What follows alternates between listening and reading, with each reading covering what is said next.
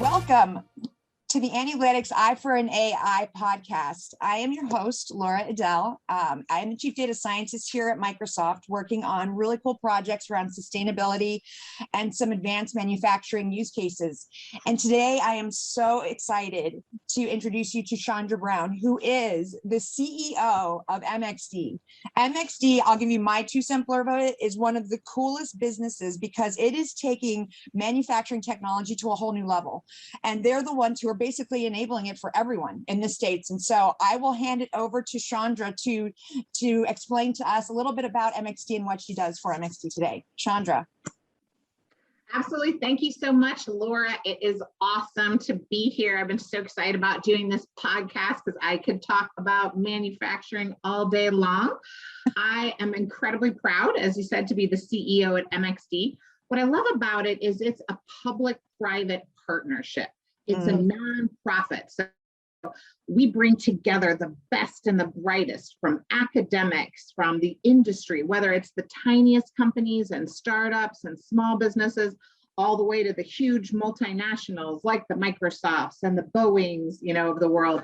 And so when you bring all these great minds together, along with the US government, the US Department of Defense, FDA. So we bring these 3 groups together: government, industry, academia, community partnerships, and we're all coming together to try to solve problems, right, that are too big for any one company to solve. Right. And that's what I'm passionate about, and specifically in the advanced manufacturing space. So whether it's AI, right, whether it's blockchain, whether it's augmented reality, right, whether it's even using World War II equipment, right? And how do you digitize that? And how do you get the data out of it to make this world a better place? So everything from kind of the big to the little.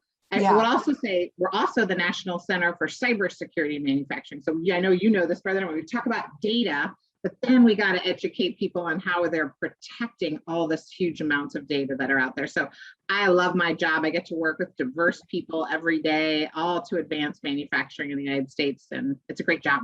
Your background and reminding me of just the cybersecurity walkthrough I did. So what you guys see in the background here is the shop floor innovation space of MxD. So for somebody that's a tinkerer like me, to go in and to be able to touch buttons, and I know I'm simplifying this, I mean, trust me, I'm a data scientist, but to be able to have the tactile feel of engaging with, here's how a process system runs, here are the QA and the checks and balances and quality things that happen, so that as a layman or somebody who's coming in there for the first time, I can see a process end to end. It was a visceral experience that I loved. Tell me a bit about how you guys came up with this shop floor idea and what it's done for you since you've launched it. Yeah, absolutely. It's funny. I'm a manufacturer at heart. That's what I've done before. Metal manufacturing. I built boats and bridges and. I saw that in your bio. That was really cool, actually. We have to touch on that, definitely. Well, and so I, manufacture just exactly as you said, Laura, you embodied it. People walk in, and especially manufacturing, we like to touch it, feel it, right? Walk on it, push the buttons. And here I am running this digital manufacturing institute, right? And so we had to find a way to make digital come alive.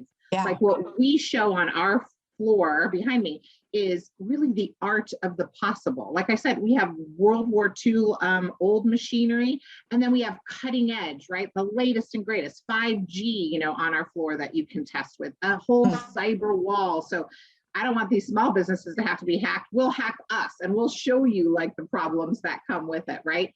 So I really think that's the importance of this space and the bringing all of our partners together to really show a story, the story of a digital thread and how it works, that you can walk through this floor. And I hope ideas spark and things come alive for you, when you do it.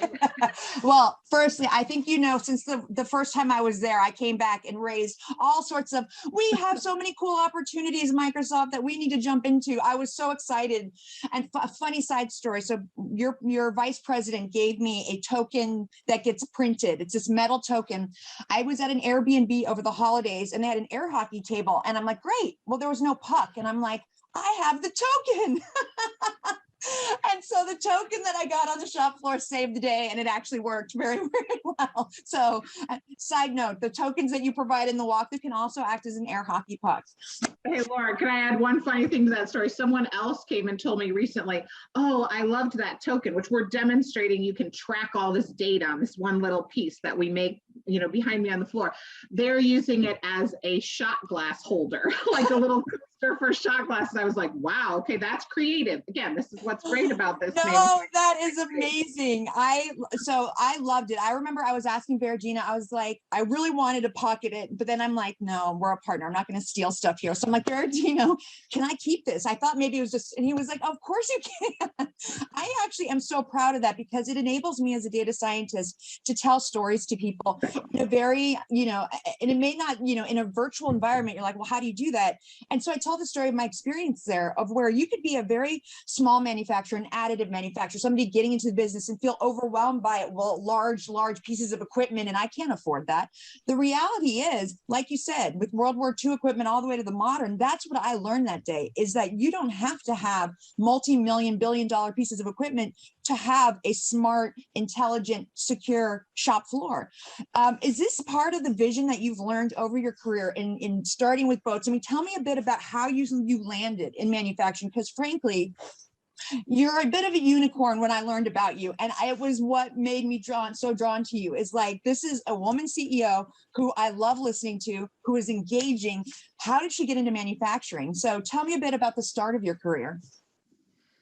Yeah, absolutely. And again, I'll be a good example on how, let me be very clear, Laura, I did not start out, I am going to be a manufacturing CEO. That never crossed my mind. So the fact that I'm here today Love that is shocking. No, and that's going to be really important to my listeners, because I'm sure they're thinking like, well, I'm never going to be a CEO. And so I think that's going to be a beautiful story if you wouldn't mind sharing it with us. Absolutely. Like I initially, I think, wanted to be a librarian, right? No. And I have a couple, like, this is not funny. No, I love libraries. I was just going through microfiche the other day, trying to explain to my son what microfiche was. And it was like, I couldn't find the way to show him how this was my only tool. He's like, just go to the Google, Mom. Yeah. It's so true. I love books so much. You know, I always thought I thought you got to just read all day long surrounded by books. Obviously, that's not quite what librarians do, but you know, I started out, again, great story, really. I was in Chicago. I was born on the south side of Chicago, but I've moved around. I love diversity. I moved actually to the West Coast. I got it in my 20s. I got my MBA. I think I'm going to be in business, probably international business. And I love international travel. I pack up a U-Haul. I moved to Portland, Oregon. You know, this is way back when it was like really cool to do, you know. You on your own. So you packed up on your own and just went out west. Yep. Yep. Wow. I knew one person okay. in the city Very of Portland. Very brave. Okay. But I fell in love with it because I also love nature, mountains. Well, it was so different from the Midwest, right? Yeah. So I wanted change. Let's embrace change. And I had like no contacts, no job contacts in my early 20s. And I basically started looking around, and I started temping as I was trying to figure out my big job, like maybe with a Nike, right, or someone like out in the West Coast. Again, no connections. And basically, make a very long story short, I started out as a temp and I worked my way up to CEO. So this can be done for people. And I didn't know at the time how much I loved manufacturing, because I hadn't had as much exposure. Same with most like women and other minority groups. You know, they don't know, they don't see it, right? They don't do it. So how did you get exposed to it? What was the first job? Was it the temp job that was in a manufacturing? Okay.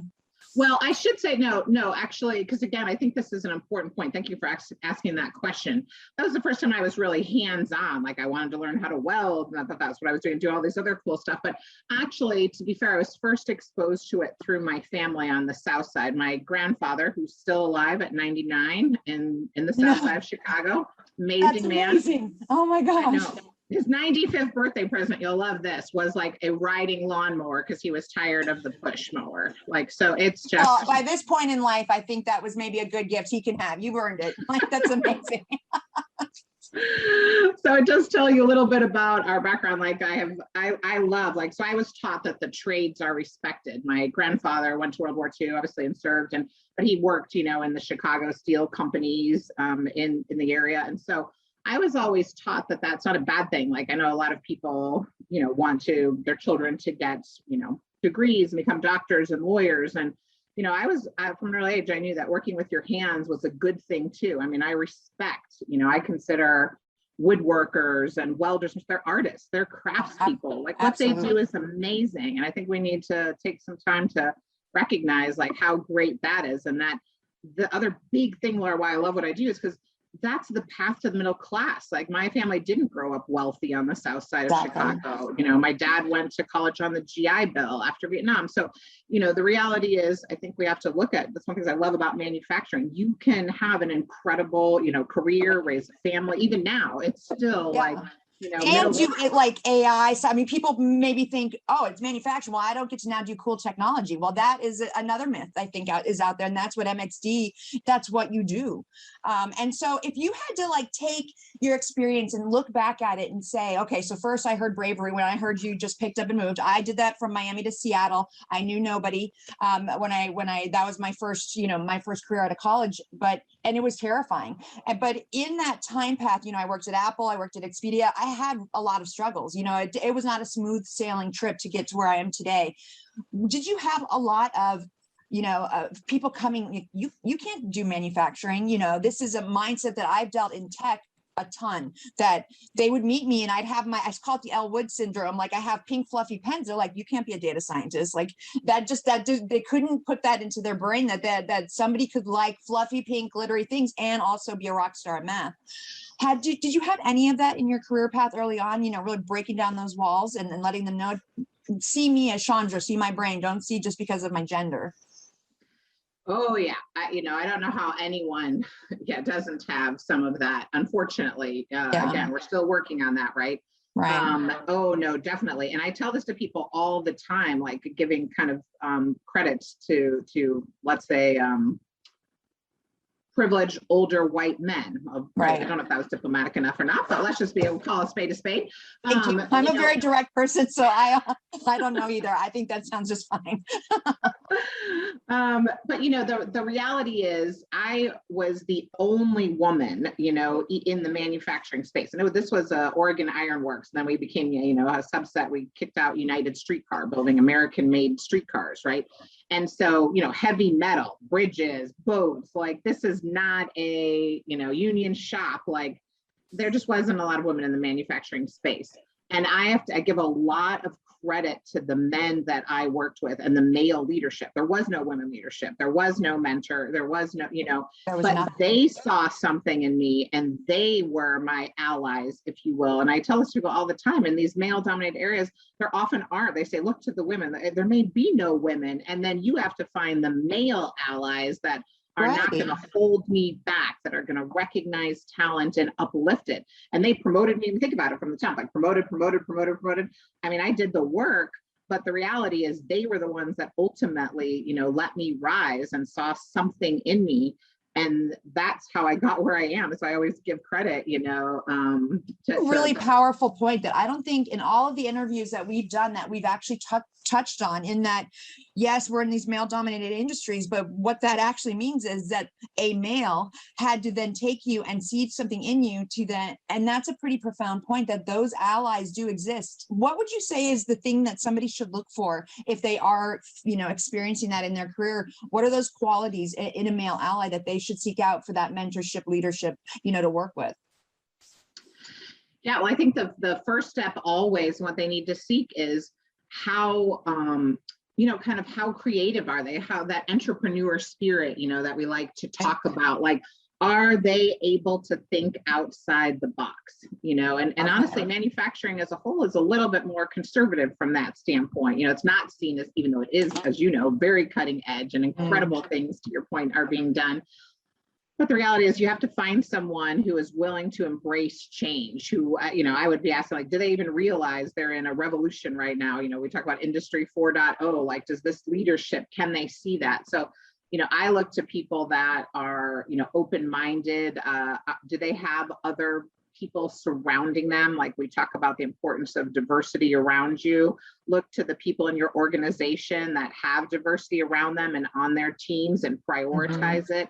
That's the starting place, right? Where I would go to find like, and look at some of these allies and talk to them and see, hey, will you help sponsor me? Hey, will you help mentor me, and move forward? That's what How did you ask them? Like, what was the, a lot of people will say, I can't ask them. And I'll be like, why? People are people.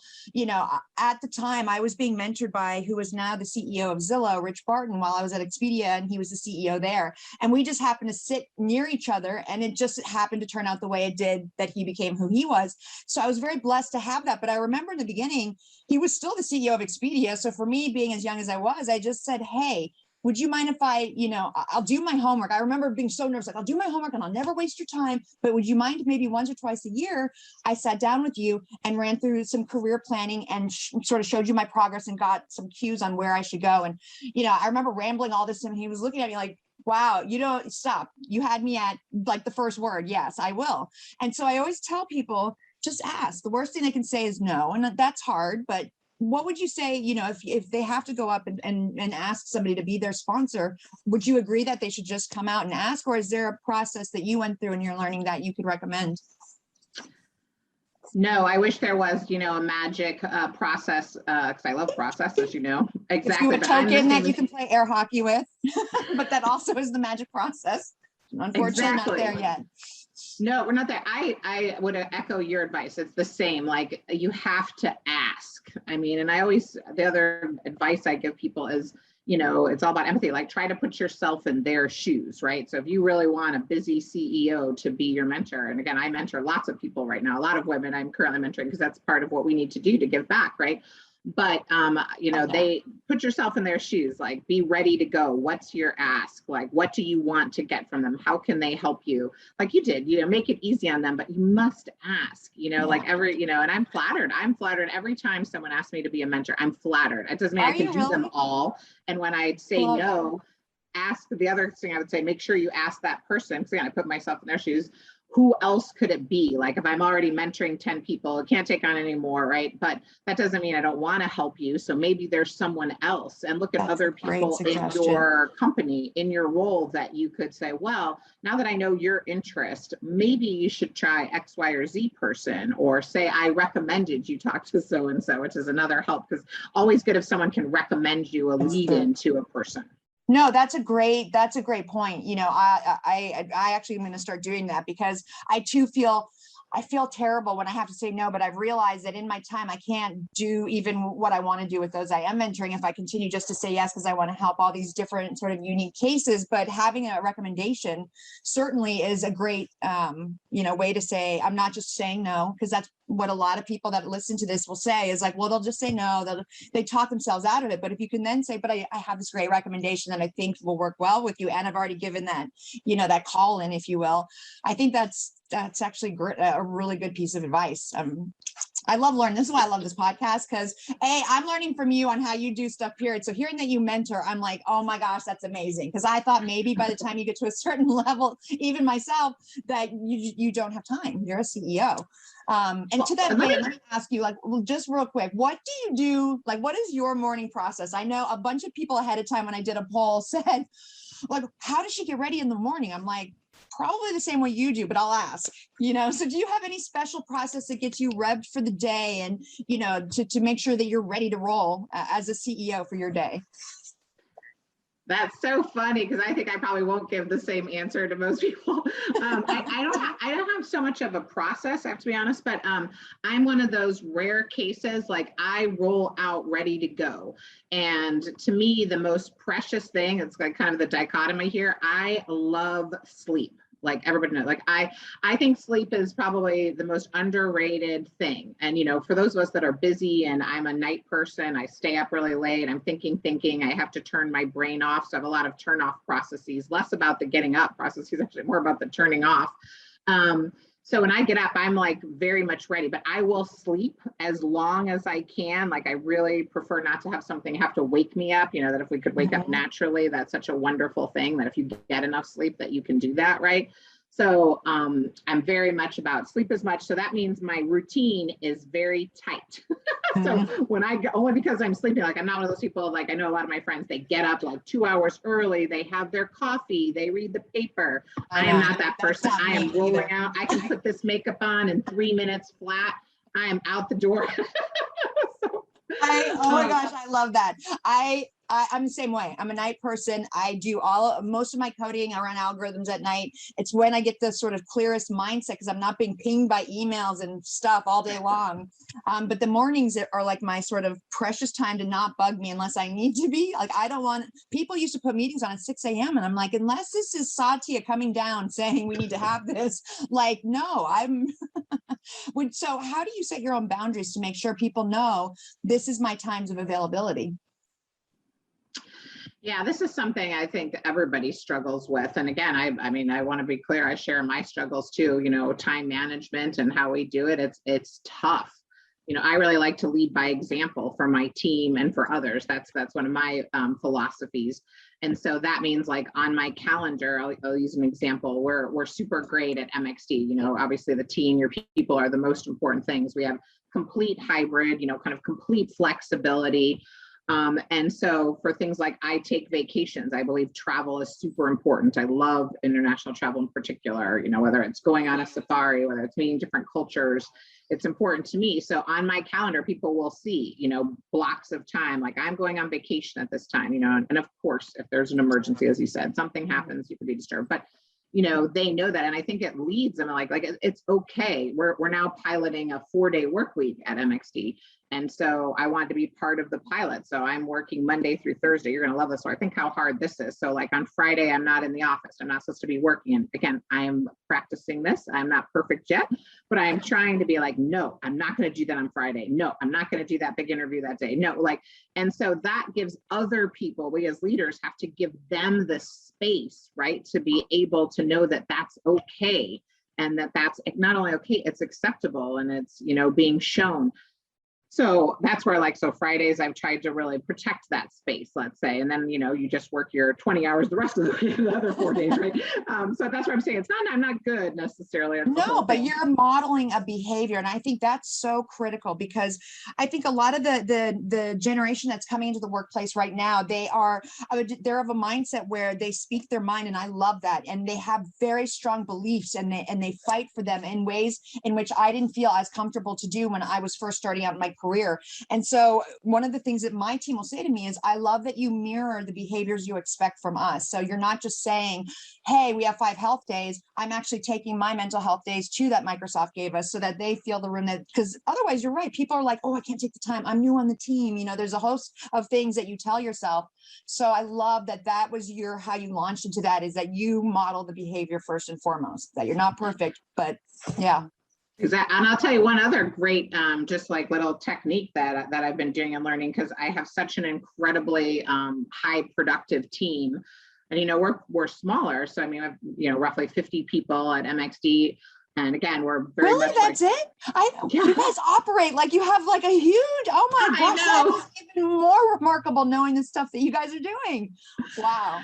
It's incredible. We have tons of wonderful partners like yourself and others. There's lots of other people, you know, on the in our ecosystem, right? That I love. And so have amazing employees. I mean, I know you probably think we say that to everybody, but I mean, I truly, and Berardino knows this. That's their VP, by the way. I love working with you guys because you have a group of employees that are leaning in ways that you don't often see on such a large scale. And maybe it's because it's 50. So they all know to work with each other and rely on each other in a beautiful, trusting way. And that's why I enjoy MxD so much. Yeah, it's so my team, again, I know we all say that same thing, but yeah, I've run a lot of businesses, right? Like been a lot of it. This is like the best, you know, I've worked with.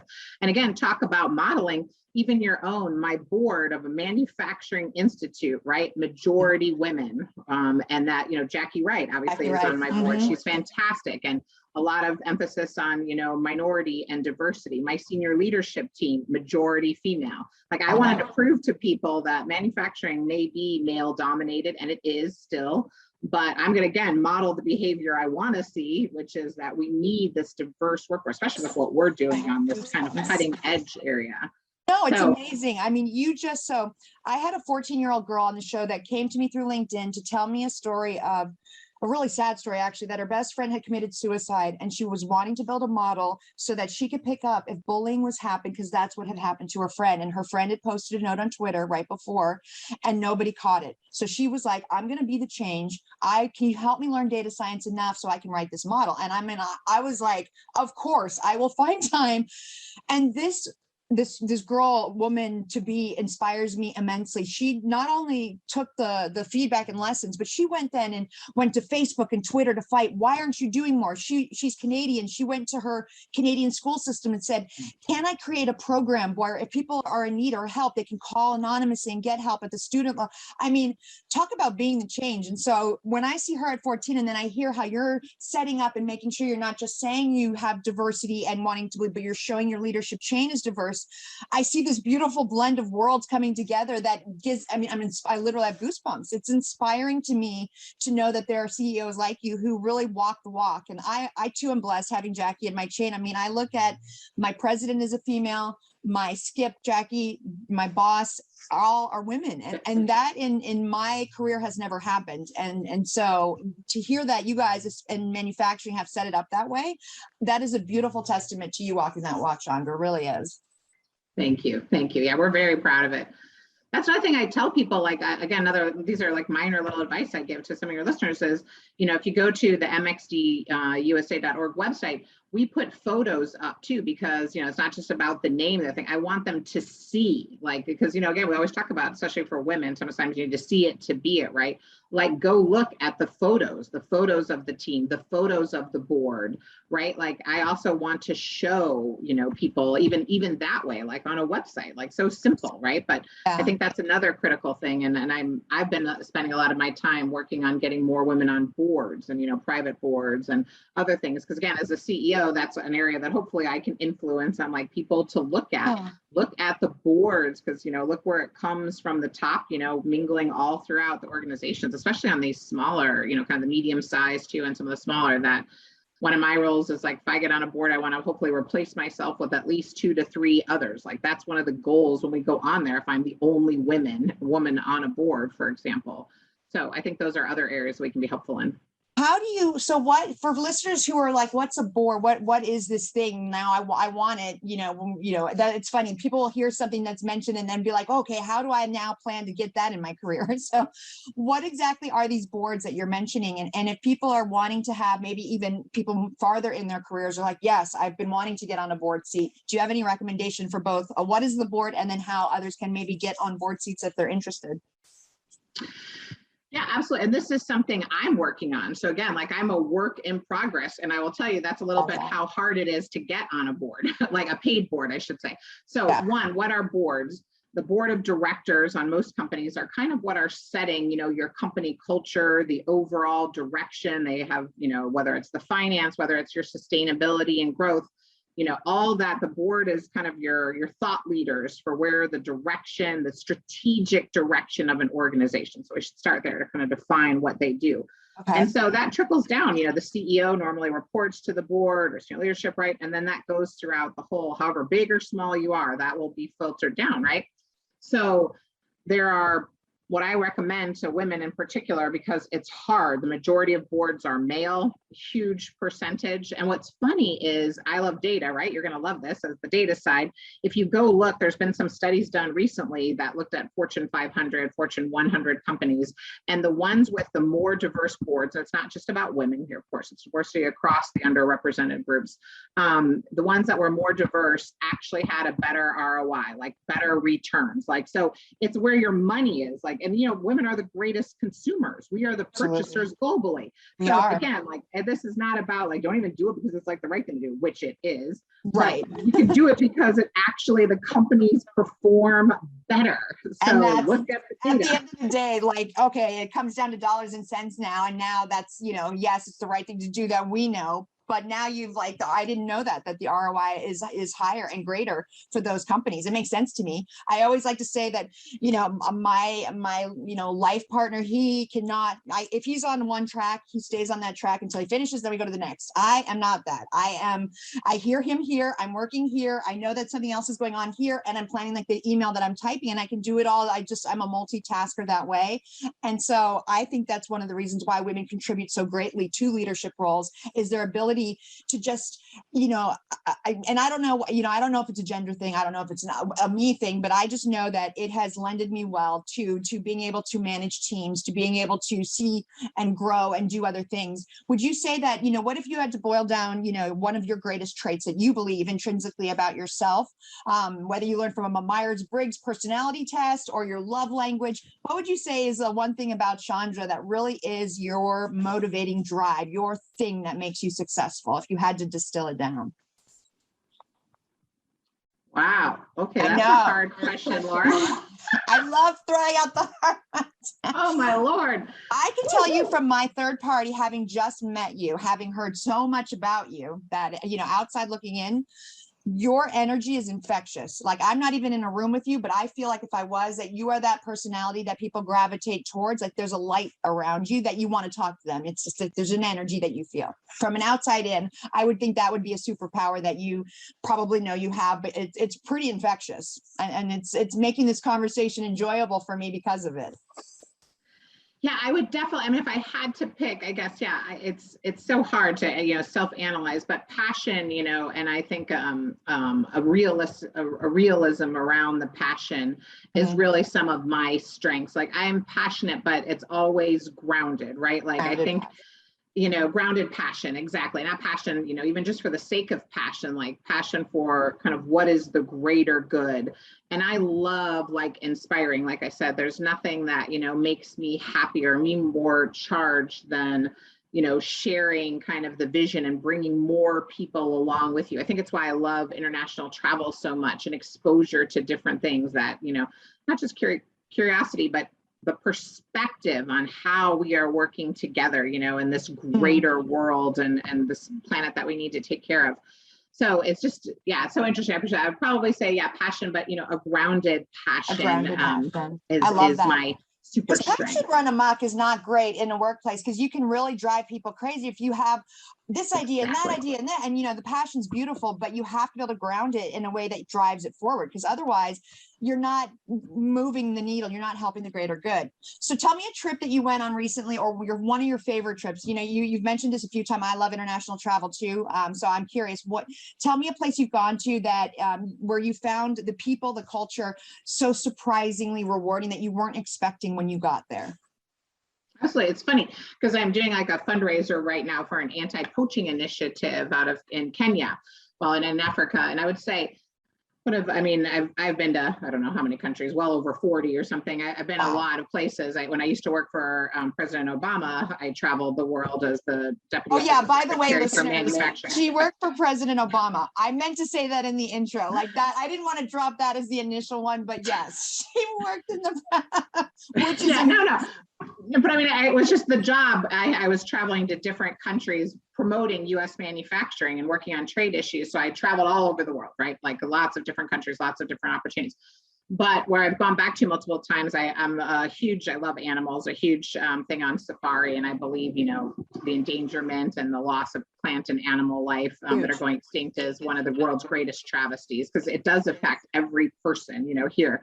So it's just, this is top of mind for me. It's funny. I would love to have your information about this, because I'm hearing it. So Malawi is one of my favorite places. And I'm a big fan of just all over Africa for almost the same reason. So hearing that this is something that you're working on, please send me the information, because it's such a beautiful thing when you go to a place and you are, welcome into a culture and community that has by vision so much less than you as what I thought. And what I learned is they had so much more, because all the noise of materialism and that it wasn't there. There was just this beauty of innovation and culture and how they were moving their own society along for the betterment of the Malawian people. That, you know, some people be like, oh, because they have no little. I'm like, no, you can say that, but everybody has what they have, and it's how you utilize it. It's grounded passion. It's those things that come together that make communities, companies, people whole and better. And that to me was what was so beautiful. So hearing that you have a passion play for, you know, this beautiful. But you know, it's funny. The other thing I loved about it, like, you know, exactly as you said, going out in these, you know, tents, and, you know, you're on safari and you're in the middle of nowhere. There's no roads. Like the rangers are just roaming around, finding the lions, giraffes, you know.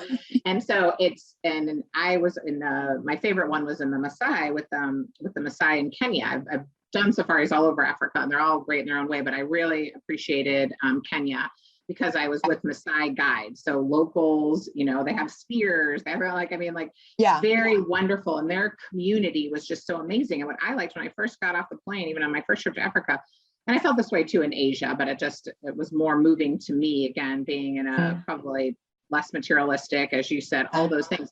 But the minority, like a blonde woman, you know, I've had this happen a lot of places now. When you go overseas, it's when I truly can be even a double minority. You know, you stand out. I'm in a crowd and people want to take their picture with you, or they're like, you know, wow, like when you go really remote, they don't see you, and they think everyone. It's funny, they think everyone like is in the movies and stuff. Like, it's so funny, the perception, and it gives me perception, how I can look back on how the U.S. is perceived. How are we perceived? In a very different, so it was uncomfortable a little bit, but also good for me. Like, we need to put ourselves, if I want to develop empathy, I'm trying to develop and work in progress, right? That's one of the ways you can do it. So, and then finally for me, it was the honestly, death, and, like, you know, animals killing other animals, like the circle of life. Like, so many people are not, I know people on farms and other things are exposed to this, but so many people, including, I mean, I was born in Chicago, right? So when I go out, you know, there to rural, and you see, and we think, oh, it's so sad that little baby got eaten, you know, and you're like, well, the lion needs to live too, you know, even though that little baby zebra is adorable, right? Exactly. So it's just, that reminds me, again, that's that realism, right? The grounded side of the passion is that this is what's behind it. It isn't all just, oh, it's beautiful, you know, photograph animals. There's blood, there's smells, there's flies, you know. There's a lot of other things. I embrace that. No, I love that, because it's an interesting, the circle of life is one of those things that I traveled with somebody who was they were a vegan, and they had this reaction. I'm like, well, what were you expecting when we came on here? And maybe I didn't do a great job setting expectations. And so, but you know, it's what gave me empathy, even to her needs and challenges as we were there. But I think it's neat, Chandra, that you have embraced, you know, your career and your opportunities and taken risks. And, you know, I think, you know, just as we close out here and thinking through, you know, you've worked for governments, you've helped, you know, influence presidents, you are now driving the future of manufacturing. What is the one piece of advice you could give yourself, you know, starting out, that you know now? What would you tell your younger self, that, you know, you could tell the younger listeners now listening, but what would you tell young Chandra Brown as she's starting her career, maybe to do something different, or something you've learned along the way that you'd like to know earlier? You know, for me, it was to speak up. Don't be shy, you know. So is there anything that you've learned in your career that you'd love to have told yourself? Yeah, absolutely. I think probably one of the more important things, you know, I wish I had told myself is not just to take more risks, but to be more open to opportunities as they come. So to be a little bit more embracing of what comes your way. So, you know, I mean, I think we're both, you know, really smart. I mean, like I said, I'm grounded, I'm realist, I can multitask and do lots of things, but I usually have a plan, I have a path, you know, and I would have never been here with you today if I hadn't, you know, packed up and moved across the country, took a temp job at manufacturing. Like, this would not have happened, most likely. You know, it wasn't my targeted plan. So like the analogy of when windows open, I'm not saying every time you have to jump out that window, but you better be looking out the window, open that window, look, explore it. So again, very concrete example, when people get job offers and stuff, even if you don't want the job, I always say, go interview, you know, it's good practice for one. and like you'll learn a lot of things. It doesn't mean you want to do it. It doesn't, but it's good for, you to see what else is out there, travel, do these things like so. Absolutely. And I wish I traveled a lot, but I wish I would have again traveled maybe even earlier, or, exposed myself in more uncomfortable situations earlier, kind of to your points, which will teach you how to speak up and how to, Right. more comfortable doing that. So I always tell people, like, everything is an opportunity. The person you're next to in like a restaurant, the one person at the grocery store, whatever you're doing, always be looking to, and how you can help others will really help you help yourself. That's really actually quite beautiful. Risk taking is one of those things that, you don't always feel comfortable doing. And so do you ever, I said that was my last question, and I lied, real last question. Do you ever feel imposter syndrome? And then I know we have to go. Now, are you at a place where you're like, nope, I got this, I know my game, or do you ever still walk in a room and have that moment of that self-doubt, or the voice that sometimes we hear in our head? Does that still affect you now that you're a CEO? It does. Nope. I still have imposter syndrome. So again, I guess that's the sad news for everyone. Even when you get to a CEO, and don't get me wrong, I feel damn good. I am an expert in like 20 topics, and I will rock that out in any way. So I feel very confident. Like I am confident, but think about what I do, like with cutting edge technology. I'm not the expert on the latest crypto blockchain XYZ, right? So there's no way, like sometimes I walk into a super technical room and, you're with these, let's say a bunch of data scientists and incredible people, and I'm like, oh boy, I'm not sure I'm even following what they're talking about. So even for myself, I'm not an expert in everything. So there's places where I walk in, and again, I'm just curious.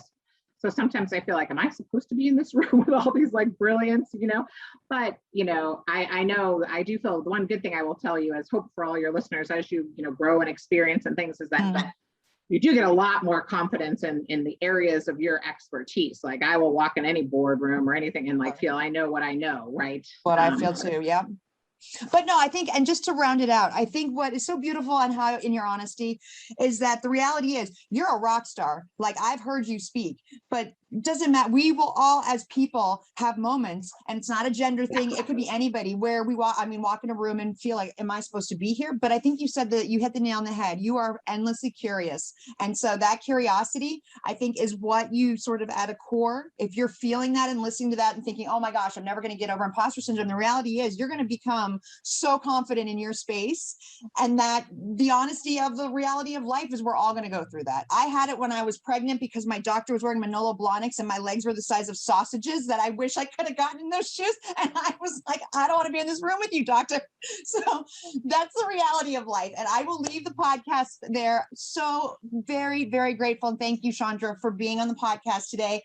And thank you for the listeners for listening in and tuning in, and look forward to the next session we have in about a week. Have a great afternoon.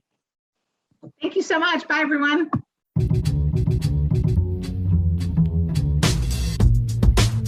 Join us again next time when we will be back with more tips, techniques, and cheats to achieve the rewards that you deserve. Thank you so much for your time today. And please set your podcatcher so that you never, ever miss us. Bye for now. And thanks so much for listening.